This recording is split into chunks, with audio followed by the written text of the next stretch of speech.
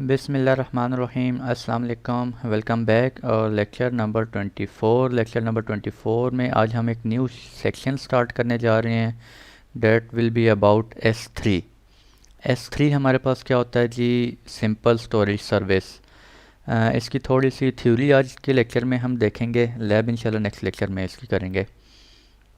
S3 में देखते हैं जी, S3 क्या होता है? हमारे पास सिंपल स्टोरेज सर्विस होती है और AWS क्लाउड के ऊपर अगर आप कोई डाटा अपना स्टोर करना चाह रहे हैं, कुछ भी डाटा, ठीक है, तो आप अपना डाटा वो S3 के अंदर स्टोर कर सकते हैं। S3 बेसिकली क्या होता है? It provides developer and IT teams with secure, durable and highly scalable object service. ठीक है, आप अपना डाटा इसके ऊपर स्टोर कर सकते हैं, लेकिन आप अपना सिर्फ वो डाटा स्टोर कर सकते हैं जो कि ऑब्जेक्ट बेस्ड है।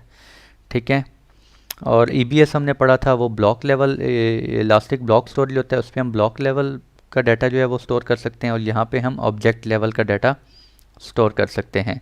Amazon S3 is easy to use with a simple web services interface to store and retrieve any amount of data from anywhere on the web। S3 basically आप simple, मैं आपको example देता हूँ। जिस तरह आपके पास drop box है या गूगल ड्राइव है, आप उसको वेब से एक्सेस करते हैं और उसके ऊपर अपना डाटा जो है वो अपलोड करते हैं, सेव करते हैं, जो भी करते हैं वॉट। ठीक है, सेम वे में आप Amazon S3 के ऊपर भी आप अपना डाटा जो है वो स्टोर कर सकते हैं और रिट्रीव कर सकते हैं। ठीक है, और सिंपल ये वेब सर्विस है। ठीक है, बिल्कुल एक वेब सर्विस जिस तरह गूगल के अंदर आपके पास होता है या ड्रॉप बॉक्स के ऊपर होता है, सेम वेब सर्विस है एक। S3 is a safe place to store your files. ठीक है जी, it is an object based storage allows you to upload files. Object based storage है, आप अपनी कोई भी ऑब्जेक्ट, आपकी कोई मीडिया फाइल्स हैं या कोई PDF फाइल्स हैं, एक्सेल फाइल्स हैं, वर्ड फाइल्स हैं, कोई इमेजेस हैं, वीडियो फाइल्स हैं, कुछ भी what ever files you have, ठीक है, you can upload it on S3। Data is automatically distributed across a minimum of 3 physical facilities that are geographical separated within an AWS region। तो Amazon क्या करता है जी? Amazon अपने AWS reason के अंदर इतना उसने मतलब वो ड्यूरेबल बनाया हुआ है कि वो अपना आपका जो डाटा है, ठीक है, उसके लॉस्ट होने के चांसेस बहुत ही कम हैं। ठीक है, वो खुद से मल्टीपल रीजन्स में, मल्टीपल लोकेशंस में डाटा बैकएंड पे जो है वो क्या हो रहा होता है? कॉपी हो रहा होता है। And Amazon S3 can also automatically replicate data to any other AWS region. ठीक है, S3 files can be from 0 bytes to 5 TB। आपकी एक फ़ाइल का साइज़ 0 बाइट से लेकर 5 TB तक का हो सकता है। ठीक है, यानी कि इतनी बड़ी फ़ाइल आप अपलोड कर सकते हैं एट अ टाइम। ठीक है, और जिस तरह Gmail वगैरह में होता है, आप 25 MB की लिमिट होती है आपके पास। ठीक है, और यहाँ पर आपके पास कोई लिमिट वगैरह नहीं होती, आप जितनी मर्ज़ी है बड़ी फ़ाइल आप 5 TB तक की फ़ाइल आप S3 के अंदर अपलोड कर सकते हैं। There is an unlimited storage. आपके पास अनलिमिटेड स्टोरेज होती है S3 के ऊपर। Files are stored in buckets. Files जो आप अपलोड करते हैं या स्टोर करते हैं S3 के अंदर, वो कहाँ पे हो रही होती हैं? बकेट्स में हो रही होती हैं। बकेट्स क्या होते हैं जी?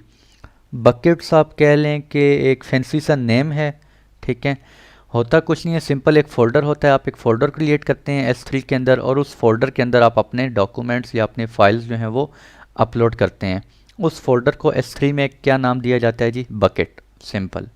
You can't install an operating system on S3। आप अपना ऑपरेटिंग सिस्टम वगैरह इंस्टॉल S3 के ऊपर नहीं कर सकते। ऑपरेटिंग सिस्टम हम किसके ऊपर इंस्टॉल करते हैं? EBS के अंदर। ठीक है, जो कि EBS हम ऑलरेडी डिस्कस कर चुके हैं शुरू के लेक्चर्स में। तो S3 के ऊपर सिंपल आप फाइल्स वगैरह अपलोड कर सकते हैं, ऑपरेटिंग सिस्टम इंस्टॉल नहीं कर सकते। S3 is a universal name space, that is names must be unique globally. S3 की जो सर्विस है, it is a universal name space. ये एक फॉर्मेट नीचे दिया हुआ है। फॉर्मेट क्या है जी? HTTPS S3 आपका सर्विस नेम .US-east-2, ये आपका रीजन नेम होगा। ठीक है, जो भी आप रीजन सेलेक्ट करेंगे, उसके बाद .amazonaws.com। ठीक है, ये भी यूनिक होगा, सॉरी ये भी सबका सेम होगा। और उसके बाद ये /my bucket name, it should be unique. ठीक है जी, माई बकेट नेम आप यहाँ पे कुछ भी रख सकते हैं। फॉर एग्जांपल UITA बकेट, ठीक है, cloud bucket, test bucket, whatever you want to save. ठीक है, तो लेकिन ये बकेट का जो नेम है, it should be unique. Unique means कि अगर आपका एक अकाउंट है, फॉर एग्जांपल मेरा एक अकाउंट है AWS के ऊपर, ठीक है, मैं जिसमें मैं आप लोगों को लैब्स वगैरह करवाता हूँ, मैं एक नाम रख देता हूँ जी टेस्ट बकेट। एक और ABC कोई पर्सन है, ठीक है, और उसका भी अकाउंट है और वो भी नाम रखना चाह रहा है जी टेस्ट बकेट, ठीक है, तो ये आप नहीं कर सकते। S3 के अंदर एक बकेट का एक वक्त में एक ही नाम हो सकता है। अगर मैंने टेस्ट ने बकेट नाम रख दिया अपने फोल्डर का, तो कोई और S3 की सर्विस के अंदर, चाहे उसका अकाउंट किसी और में है या वो कहीं और रीजन में बैठा हुआ है, कहीं भी लोकेशन में बैठा हुआ है, वो उस बकेट का नाम टेस्ट बकेट नहीं रख सकता। आई होप कि क्लियर हो गया होगा। फर्दर मैं आपको बताता चलूँ, एक बड़ा इंपॉर्टेंट चीज़ है जी https://aws.amazon.com/s3/FAQs, ठीक है, फ्रीक्वेंटली आस्क्ड क्वेश्चंस। इस पे आप चले जाएं, इस पे आपको बहुत ही डिटेल में इंफॉर्मेशन वहाँ पड़ी हुई, क्वेश्चन आंसर्स पड़े हुए हैं, ठीक है, वो आप क्वेश्चन आंसर स्टडी करें, आपके बहुत सारे कॉन्सेप्ट्स जो हैं वो क्लियर हो जाएंगे। अच्छा, ये एक डायग्राम है S3 के ऊपर, थोड़ा सा एक ओवरव्यू है, मैं अब देता चलूँ आपको। सबसे पहले आप क्या करते हैं, sign up for AWS S3, sign up करते हैं अमेज़ॉन के अंदर। अगर आप अपना डाटा स्टोर करना चाह रहे हैं S3 के ऊपर, अगर आपका अकाउंट नहीं बना हुआ इस वक्त तक, ठीक है, तो आप क्या करेंगे, सबसे पहले साइन अप करेंगे। साइन अप करने के बाद आप S3 में जाएंगे, वहाँ पे जाके एक बकेट क्रिएट करेंगे। बकेट क्रिएट करने के बाद आप क्या करेंगे, add an object to a bucket. उस बकेट के अंदर कोई भी ऑब्जेक्ट आप ऐड कर सकते हैं, फिर उसको आप व्यू भी कर सकते हैं। उसको मूव करना चाह रहे हैं, किसी और रीजन में मूव करना चाह रहे हैं, किसी और अकाउंट में मूव करना चाह रहे हैं, तो आप मूव कर सकते हैं। उसके बाद आप अगर डिलीट करना चाह रहे हैं, ऑब्जेक्ट को डिलीट करना चाह रहे हैं या बकेट को डिलीट करना चाह रहे हैं, तो ये भी आप कर सकते हैं। Data consistency model for S3 very very important. Read after right consistency for puts of new objects. जब भी आप अपना कोई भी फाइल को अपलोड करते हैं S3 के अंदर, ठीक है, तो वो आपको इमीडिएटली एक्सेसिबल होती है, आप उसको रीड कर सकते हैं। लेकिन जब आप उसी फाइल को अपडेट करने के बाद दोबारा अपलोड करते हैं, तो हो सकता है कि वो फाइल आपको व्यू होने में, रीड करने में within couple of milliseconds या कपल ऑफ सेकेंड्स लग जाएं, ठीक है, कपल ऑफ मिली सेकेंड्स ही होते हैं मोस्टली, ठीक है जी। तो जब आप फ्रेश फाइल अपलोड करते हैं वो आपको इमीडिएटली एक्सेसिबल होती है, और जब आप कोई फाइल अपडेट करते हैं, फॉर एग्जांपल एक वर्ड की फाइल है, पहले उसका एक पेज था, आपका डाटा कुछ पड़ा हुआ था, आपने उसमें कुछ एडिटिंग की, कुछ प्रेजेंटेशन बनाई, उसमें टेबल्स बनाए, अब वो पेजेस 10 पेजेस हो गए हैं। जब आप उसको दोबारा अपलोड करेंगे S3 के अंदर, तो आपको थोड़ा सा विद इन मिली सेकेंड्स लग सकते हैं वो फाइल रीड करने में आफ्टर अपलोडिंग, ठीक है। Eventual consistency for overwrite puts and deletes can take sometimes to propagate. इसी तरह अगर आप कोई फाइल जो है वो डिलीट करते हैं, तो उसे थोड़ा सा टाइम लग सकता है, क्योंकि अमेज़ॉन बैकएंड पे आपका डाटा रेप्लिकेट कर रहा होता है, ठीक है। इस वजह से आपको थोड़ा सा टाइम वो डिलीट करने में भी लग सकता है, मतलब डिलीट हो जाएगी आपके एंड से, लेकिन आपको शो हो रही होगी, ठीक है। हो सकता है with in couple of seconds वो आपको रीड एक्सेसिबल भी हो, उसके बाद जाके डिलीट हो, ठीक है जी। तो ये थोड़ा सा टाइम लगता है। S3 is a simple key value store.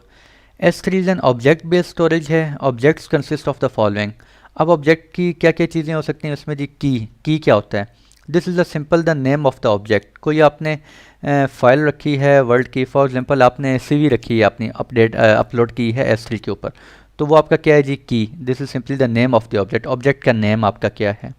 Value, this is simply the data and is made up of sequence of bytes. आपकी वैल्यू आपका डाटा, डाटा कौन सा हो सकता है, इमेज हो सकते हैं, वीडियो फाइल्स हो सकती हैं, आपकी वीडियो फाइल्स हो सकती हैं आपकी, ठीक है, और word files, PDF files, excel files, कोई भी ऑब्जेक्ट बेस्ड फाइल्स हो सकती हैं आपकी। उसके बाद version ID, important for versioning. इसके ऊपर प्रॉपर एक लेक्चर होगा आगे इंशाल्लाह, कमिंग लेक्चर में बनाऊंगा। वर्जन आईडी मींस कि आप अपने मल्टीपल फाइल्स भी सेव रख सकते हैं, ठीक है। फॉर एग्जांपल आपने एक फ़ाइल सेव की, और फाइल सेव करने के बाद आपने एक और फाइल सेव की, तो आप चाहते हैं कि मैं यार दोनों फाइल्स मेरी सेव रहें S3 के ऊपर, तो ये आप कर सकते हैं, ठीक है। जो पहले वाली फाइल होगी उसको एक वर्जन आईडी असाइन हो जाएगी, और जो सेकंड वन फाइल होगी उसको एक न्यू वर्जन आईडी असाइन हो जाएगी। आपको पता चल जाएगा ये पहले अपलोड की थी आपने, या आपने बाद में अपलोड की है, ठीक है। यानी कि वो रिप्लेस नहीं होगी वो फाइल, वो दोनों फाइल्स आपकी, अगर आपने 10 दफ़ा फाइल्स वो अपडेट करके अपलोड की है S3 के अंदर, तो वो आपकी 10 की 10 फाइल्स वहाँ पर पड़ी रहेंगी वाया वर्जन आईडी। इसके बाद है जी metadata, the data about data you are storing. Data about data means जो आपने डाटा अपलोड किया है उसकी डेट वगैरह हो गई, डेट हो गया, टाइम हो गया, मंथ हो गया, किस टाइम पे आपने अपलोड किया है, ठीक है, ये सारा मेटा डाटा भी मेंटेन रखता है S3। नेक्स्ट है जी हमारे पास access control list. Access control list के ऑब्जेक्ट लेवल, बकेट लेवल, जब आप कोई बकेट क्रिएट करते हैं, कोई फोल्डर क्रिएट करते हैं, उसके अंदर फिर एक ऑब्जेक्ट क्रिएट करते हैं, अपना ऑब्जेक्ट अपलोड करते हैं कोई भी, ठीक है, तो उसके ऊपर आप ACLs लगा सकते हैं कि आप इस बकेट को कौन कौन एक्सेस कर सकता है। कोई पब्लिक से एक्सेस करना चाह रहे हैं या AWS के ऊपर किसी का अकाउंट बना हुआ है, वो उस अकाउंट से एक्सेस करना चाह रहा है, वो वहाँ से एक्सेस कर सकते हैं, ठीक है। कोई ऑब्जेक्ट आपने कोई फाइल अपलोड की है, आप कहते हैं जी यार इस फाइल को मैं पब्लिक एक्सेस देना चाह रहा हूँ, ये आप कर सकते हैं। रीड राइट एक्सेस देनी है, रीड एक्सेस देनी है, राइट वॉट एवर जो भी आप करना चाह रहे हैं, ये सब ACLs के थ्रू हम कर सकते हैं। S3 built for 99.99% availability for the S3 platform, ठीक है जी। अवेलेबिलिटी कितनी है? 99.99%। अमेज़ॉन जो है वो मेक श्योर करता है S3 प्लेटफॉर्म की अवेलेबिलिटी को। Amazon guarantees 99.9% availability. Amazon guarantees 99.9999999999 durability for S3 information. Amazon guarantee देता है कि ठीक है आपको जो है ना 99.9 टाइम्स 9% ड्यूरेबल कि इनका जो प्लेटफॉर्म है वो क्या है, ड्यूरेबल है। टीयर्ड स्टोरेज अवेलेबल है। Tiered storage available means next slide में आ रहा है, मैं वहीं पे आपको बताता हूँ टीयर्ड स्टोरेज अवेलेबल। उसके बाद लाइफ साइकिल मैनेजमेंट है। लाइफ साइकिल मैनेजमेंट S3 के ऊपर जो है वो मल्टीपल जो है वो S3 आप कह लें स्टोरेज टाइप्स हैं, ठीक है, या जो भी हम नेक्स्ट स्लाइड में देखेंगे। आप चाहते हैं कि यार जिस तरह फॉर एग्जांपल हमारे पास होता है सबसे पहले S3 होता है, फिर S3 स्टैंडर्ड होता है, फिर S3 हमारे पास इनफ्रीक्वेंट एक्सेस होता है, फिर S3 रिड्यूस रिडेंडेंट होता है, उसके बाद ग्लेशियर आ जाता है, ठीक है। तो जो सबसे टॉप वन होता है S3 स्टैंडर्ड, उसके अंदर आपका डाटा अपलोड होता है, इमीडिएट आपको एक्सेस होता है। नीचे इनफ्रीक्वेंट एक्सेस अगर आप करना चाह रहे हैं, कभी कभी अपने डाटा को एक्सेस करना चाह रहे हैं, तो आपको योर स्टोरेज लेवल चूज़ करेंगे। अगर आप ग्लेशियर चूज़ कर लेते हैं तो ग्लेशियर में होता है कि आपका डाटा फॉर एग्जाम्पल आप आर्काइवर रखना चाह रहे हैं, कभी कभी आपने बहुत रेयर आपने एक्सेस करना हो, ठीक है, तो फिर आप क्या करते हैं, ग्लेशियर में अपना डाटा सेव करते हैं। तो लाइफ साइकिल मैनेजमेंट क्या होता है हमारे पास, आप कहते हैं जी यार 30 डेज़ के लिए मेरा डाटा जो है वो S3 स्टैंडर्ड में पड़ा रहे, आफ्टर 30 डेज़ वो डाटा कहाँ मूव हो जाए, S3 इनफ्रीक्वेंट एक्सेस में, और आफ्टर 30 डेज़ फिर मेरा डाटा रिड्यूस रिडेंडेंसी में चला जाए, उसके बाद आफ्टर 60 डेज़ मेरा डाटा जो है वो ग्लेशियर में चला जाए। तो आप एक लाइफ साइकिल अपने डाटा को उसका मैनेज कर सकते हैं, एक लाइफ साइकिल मैनेज कर सकते हैं कि आपका डाटा ऑटोमेटिकली मूव होता होता ग्लेशियर में चला जाए। ये सारी टर्म्स क्या होती हैं ये भी हम कमिंग स्लाइड में देखते हैं। उसके बाद वर्जनिंग। वर्जनिंग में आपको बता चुका हूँ, आप अपने जितने डाटा के जितनी दफ़ा उसे अपलोड करें आप अपनी तमाम फाइल्स को सेव रख सकते हैं, चाहे वो ओल्ड फाइल है उसको एक वर्जन ID असाइन हो जाएगी। इंक्रिप्शन आप कर सकते हैं अपने डाटा की इंक्रिप्टेड फॉर्म में S3 के ऊपर सेव कर सकते हैं। कौन कौन सी टाइप्स की इंक्रिप्शन होती हैं कमिंग लेक्चर में देखेंगे। Secure your data using ACLs and bucket policies. आप अपने डाटा को सिक्योर कर सकते हैं। ACLs मैंने आपको बताया है, ACLs हम बकेट के ऊपर क्रिएट कर सकते हैं, ठीक है, बकेट पॉलिसीज़ क्रिएट कर सकते हैं, ये देखेंगे इंशाल्लाह बारी बारी सब चीज़ें। ये जी हमारे पास टीयर्ड स्टोरेज लेवल जो मैं आपको बता रहा था। सबसे पहले हमारे पास क्या होता है, S3 स्टैंडर्ड होता है, जो कि अभी तक हमने जो पढ़ते हुए आ रहे हैं, मैंने अभी आपको जितना सारा कुछ बताया वो सारा क्या था जी, S3 स्टैंडर्ड। इसके बाद है हमारे पास S3 infrequent access IA for data that is access less frequently. जो कि लेस फ्रीक्वेंटली अपने डाटा एक्सेस करना होता है तब आप किस में डाटा स्टोर करें, S3 IA में करें, ठीक है। ये 4 टाइप्स के हमारे पास स्टैंडर्ड S3 स्टोरेज टीयर्स हैं, इसमें आप किस में भी डाटा अपना सेव कर सकते हैं। इन चारों की डिफरेंट प्राइसेस हैं, क्या प्राइसेस हैं वो भी आगे जाके देखते हैं। But requires rapid access when needed. S3 IA की बात कर रहा हूँ, अगर आपका डाटा है वो लेस फ्रीक्वेंटली आप एक्सेस करते हैं, but requires rapid access when needed, लेकिन जब आपको चाहिए आपको फ़ौरन से पहले एक्सेस हो जाए। लोअर फी देन S3 स्टैंडर्ड से इसकी फ़ी जो है वो चार्जेस थोड़े कम होते हैं, but you are charge a retrieval fee. लेकिन जब आप अपना डाटा रिट्रीव करते हैं S3 IA के अंदर तो फिर आपको रिट्रीवल फ़ी भी चार्ज होती है, जबकि ऐसा S3 स्टैंडर्ड में ऐसा नहीं होता। जो डाटा आप अपलोड करते हैं वो डाटा आप फ्री में रिट्रीव कर सकते हैं। रिड्यूस रिडंडेंसी स्टोरेज में क्या है जी, design to provide 99.99% durability and 99.99% availability of objects over given year. तो इसमें आपका क्या है जी, रिड्यूस रिडंडेंसी स्टोरेज, डिज़ाइन इतना ड्यूरेबल है। और इसका आगे ग्राफ आ रहा है, ग्राफ में मैं आपको मज़ीद आपको डिटेल से बताता हूँ। उसके बाद हमारे पास ग्लेशियर है। ग्लेशियर हमारे पास ये very cheap service on S3 but use for archival only. सिर्फ आपने कोई डाटा अपना आर्काइव करना हो तो उस पर्पज़ के लिए आप ग्लेशियर यूज़ कर सकते हैं। It takes 3 to 5 hours to restore from Glacier. S3 standard में हमारे पास फ़ौरन से पहले एक्सेसिबल होता है डाटा, जबकि ग्लेशियर में वो कह रहे हैं जी आपको 3 से 5 घंटे लग सकते हैं अपना डाटा रीस्टोर करने में, ठीक है। Glacier is an extremely low cost storage service for data archival. सबसे लो कॉस्ट स्टोरेज जो है वो किसकी है, हमारे पास ग्लेशियर है। आप अपना डाटा इसमें आर्काइव कर सकते हैं। Amazon Glacier stores data for as little as $0.01 per gigabyte पर मंथ, ठीक है जी। यानी कि पर गीगाबाइट 1 GB पर मंथ आपको कितना चार्ज करता है, $0.01, and is optimize for data that is infrequently access and for which retrieval times. जहाँ पे आपको डाटा इनफ्रीक्वेंट एक्सेस करना हो और आपके अगर आपने रिट्रीव करना हो और आपको रिट्रीव करने में आपके पास टाइम होना चाहिए, आप कहते हैं यार कोई बात नहीं, मुझे 5 घंटे बाद मेरा डाटा जो है वो मिल जाए, तो फिर आप ये सर्विस यूज़ कर सकते हैं ग्लेशियर। S3 चार्जेस क्या होते हैं जी, चार्जेस के बारे में थोड़ी बात करते चलें। It S3 charge for storage, ये आपको स्टोरेज का चार्ज करता है। ये आपको इस चीज़ का चार्ज नहीं करता कि आप अपलोड कर रहे हैं तो अपलोडिंग चार्जेस होंगे, ऐसा नहीं होता। जितनी स्टोरेज आप यूज़ कर रहे हैं, फॉर एग्जांपल 5 GB यूज़ कर रहे हैं या 10 GB यूज़ कर रहे हैं, तो अकॉर्डिंगली 10 GB के ही आपको चार्जेस देने पड़ेंगे, ठीक है।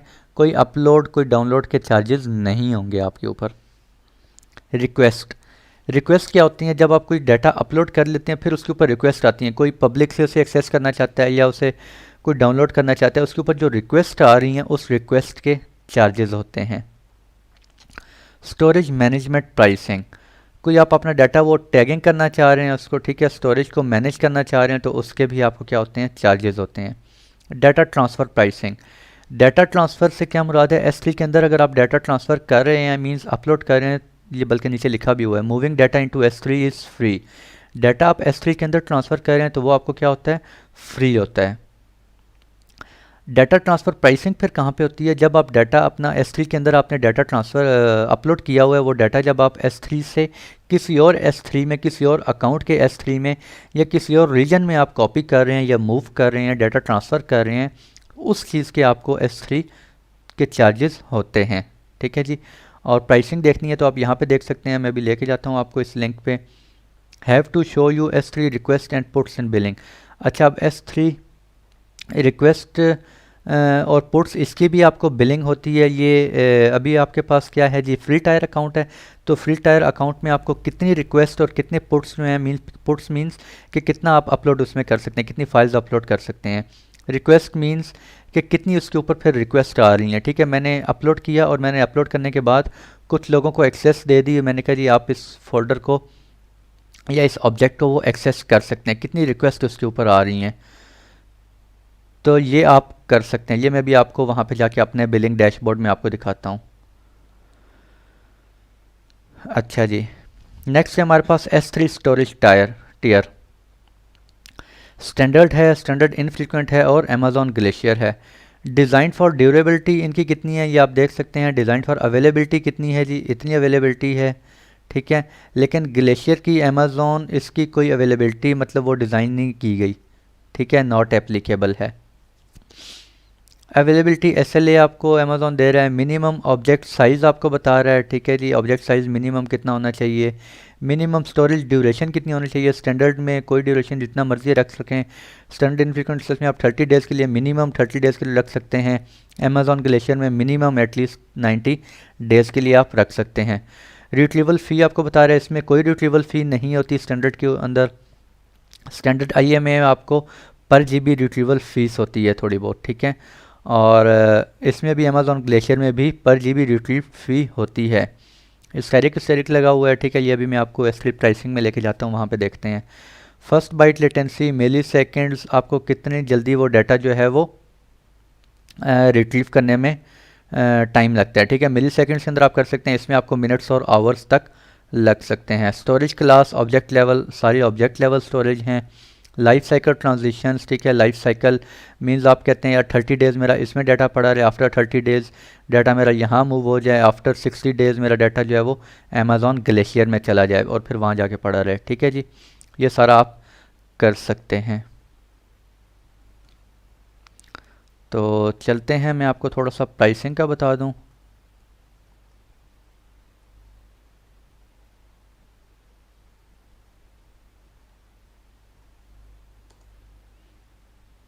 अच्छा, बल्कि पहले प्राइसिंग का बता देता हूँ। अमेज़ॉन S3 प्राइसिंग, ठीक है जी। मंथली कैलकुलेटर भी होता है। एक्चुअली कैलकुलेटर का मैं चाह रहा हूँ एक सेपरेट मैं लेक्चर रखूँगा, उसके अंदर मैं सारी चीज़ें आप लोगों को बताऊँगा। और ये सारा आप देख सकते हैं यहाँ पर। Storage pricing varies by region, हर रीजन के अंदर अपनी प्राइसेस हैं जी, ठीक है। ये देखें, आप कोई और रीजन सेलेक्ट करना चाहें, आप यहाँ से सेलेक्ट करें, आपको प्राइसेस का पता चल जाएगा। स्टैंडर्ड स्टोरेज S3 स्टैंडर्ड मैंने अभी आपको बताया है। फर्स्ट 50 TB आपको कितना चार्ज होगा, $0.023 पर GB। नेक्स्ट 450 TB कितना होगा, इतना होगा जी। नेक्स्ट कितना होगा, इतना होगा, ठीक है। स्टैंडर्ड इनफ्रीक्वेंट एक्सेस, ठीक है, जो आपको सेकंड मैंने स्टोरेज टियर आपको बताया है, उसमें कितना होगा, उसमें और भी कम होगा। क्यों, उसमें कितना है जी हमारे पास, $0.0125 पर GB, ठीक हो गया। और ग्लेशियर में कितना है हमारे पास, 0.004 पर GB। बाकी फर्दर ये आप डिटेल पढ़ सकते हैं, कितने दिन में कौन सा कितने देश के लिए आप डाटा किस स्टोरेज टियर में आप रख सकते हैं, वहाँ से फिर कहाँ मूव कर सकते हैं, ये सारी डिटेल आप पढ़ सकते हैं यहाँ पे, ठीक है जी। रिक्वेस्ट प्राइसिंग, अब मैंने आपको बताया रिक्वेस्ट वगैरह के भी चार्जेस होते हैं। फिर उस डाटा को जो एक्सेस कर रहा है तो वो हर रीजन में डिफरेंट होंगे, ये आपको आ रहा है। पुट, कॉपी, पोस्ट और लिस्ट रिक्वेस्ट, तो 1000 रिक्वेस्ट अगर उसके ऊपर आती हैं तो कितने चार्जेस होंगे आपको। उस ऑब्जेक्ट को कोई 1000 टाइम्स मीन एक्सेस करता है तो आपको $0.005 होंगे, ठीक है जी। Get and all other request कितना होगा, 1000 रिक्वेस्ट होंगी तो कितना चार्ज होगा आपको, 0.004, ठीक है। डिलीट रिक्वेस्ट आर फ्री होती हैं। इस तरह ये हमारे पास क्या था जी, अच्छा, स्टैंडर्ड इनफ्रीक्वेंट एक्सेस उनका अपना है। यहाँ पर ये सारे डाटा आप देख सकते हैं। स्टैंडर्ड इनफ्रीक्वेंट एक्सेस का डाटा रिट्रीवल, अच्छा डाटा रिट्रीवल का मैंने आपको बताया था अभी कि स्टैंडर्ड इनफ्रीक्वेंट एक्सेस में आपको क्या होता है, डाटा रिट्रीव करने का भी चार्जेस होते हैं, जबकि S3 स्टैंडर्ड में आपको ये चार्जेस नहीं होते। तो वो ये आपको स्टैंडर्ड इनफ्रीक्वेंट एक्सेस में कितना चार्ज होता है पर GB, $0.01। ग्लेशियर रिक्वेस्ट में आपके पास इतनी रिक्वेस्ट आ रही हैं तो ये चार्जेस होगा जी, ठीक है। और मैनेजमेंट प्राइसिंग ये थोड़ा डिटेल है, इसको हम बाद में देखेंगे। और ये आपके पास देख सकते हैं data transfer pricing, data transfer into Amazon S3 from internet, ठीक है। इंटरनेट से यानी कोई आप डाटा अपलोड कर रहे हैं S3 के अंदर तो वो क्या है जी, फ्री है, $0.00, ठीक है, यानी कि फ्री है।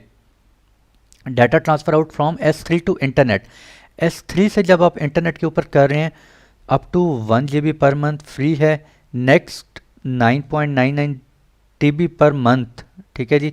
ये सारा आप अपने अकॉर्डिंगली आप मैनेज कर देख सकते हैं, अब आपको समझ होनी चाहिए। Data transfer out from Amazon S3 to CloudFront, S3 से डाटा आप कहाँ जा रहा है, क्लाउड फ्रंट पे जा रहा है या किसी और रीजन में जा रहा है, ठीक है जी। उसके चार्जेस ये होंगे। For data transfer exceeding 500 TB per month please contact us, फिर आपको वो प्राइसिंग वगैरह लेनी पड़ेगी। Amazon S3 ट्रांसफ़र एक्सेलरेशन, ये कमिंग लेक्चर में हम देखेंगे transfer acceleration and that's it, ठीक है जी। तो आपका अभी हमारा कौन सा है जी, हमारा फ्री टायर अकाउंट है। तो फ्री टायर अकाउंट में हमारे पास क्या होता है, ओप्स मेरा इंटरनेट रुक गया, लेट मी चेक।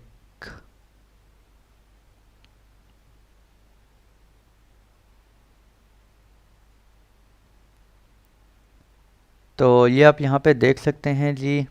अच्छा, मेरा फ्री टायर अकाउंट है, ठीक है। फ्री टायर अकाउंट में हमारे पास कितना फ्री अवेलेबल होता है वो मैं भी आपको यहाँ पे दिखाता हूँ। S3 storage free tyre limit, free tyre limit कितनी है जी, ये आप देख सकते हैं 5 GB per month. 5 GB per month आप डाटा अपना स्टोर कर सकते हैं S3 के अंदर।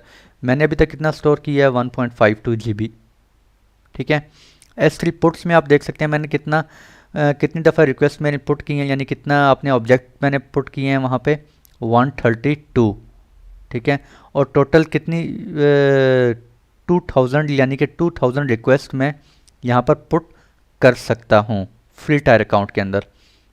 इसी तरह आप S3 गेट्स मीन कितनी दफ़ा उसको गेट किया है जी 164। मैंने कोई ऑब्जेक्ट अपलोड किए हैं, उनको कितनी दफ़ा एक्सेस किया गया है 164 टाइम। और कितनी दफ़ा फ्री टायर अकाउंट में कितनी रिक्वेस्ट जो हैं वो अवेलेबल हैं 20,000 रिक्वेस्ट। अगर जब आपकी 20,000 रिक्वेस्ट से एक्सीड हो जाएगा तो फिर आपको उसके क्या होंगे, चार्जेस होंगे, ठीक है जी। तो ये था आज का हमारा लेक्चर, ठीक है। इसमें हमने S3 के बारे में देखा है। S3 सिंपल स्टोरेज सर्विस होती है। आप अपना डाटा जो है वो सारा अपना S3 के ऊपर आप अपना डाटा जो है वो स्टोर कर सकते हैं। ऑब्जेक्ट बेस्ड ऑब्जेक्ट लेवल का डाटा, जितना भी आपका डाटा है वो आप स्टोर कर सकते हैं। फिर हमने इसमें डिफरेंट स्टोरेज टीयर्स देखे, S3 स्टैंडर्ड देखा, S3 इनफ्रीक्वेंट एक्सेस देखा, रिड्यूस रिडेंडेंसी स्टोरेज देखा, उसके बाद हमने ग्लेशियर देखा। फिर उनकी हमने प्राइसिंग को थोड़ा सा डिस्कस किया। प्राइसिंग आपको किस तरह से होती है, 5 GB पर मंथ आपको फ्री होती है फ्री टायर अकाउंट के अंदर, और 1000 रिक्वेस्ट आपको पुट्स की फ्री होती हैं, और गेट्स की आपको रिक्वेस्ट 20,000 रिक्वेस्ट फ्री होती हैं। तो वर्जनिंग इसके अलावा हमने देखी, आप अपने डाटा को मल्टीपल कॉपीज़ उसके ऊपर सेव कर सकते हैं। आपका डाटा जो आप कोई फ़ाइल अपलोड करते हैं और वो फ़ाइल पहले से वहाँ पड़ी हुई है तो वो रिप्लेस नहीं होती, बल्कि एक न्यू फाइल वहाँ पर क्या होती है, अपलोड होती है। और इसके अलावा इंशाल्लाह लैब जो है वो कमिंग लेक्चर में हम देखेंगे जी। तो उसमें मैं आपको दिखाऊंगा हम बकेट कैसे क्रिएट करेंगे, स्टोरेज लेवल आपको दिखाऊंगा, वर्जनिंग थोड़ी सी देखेंगे, और बाकी सारी चीज़ें इंशाल्लाह नेक्स्ट लेक्चर में देखते हैं जी लैब में। तो आज के लिए इतने रखते हैं जी। खुश रहें, दुआ में ज़रूर याद रखिएगा। मिलते हैं इंशाल्लाह नेक्स्ट लेक्चर में। अल्लाह हाफ़िज़।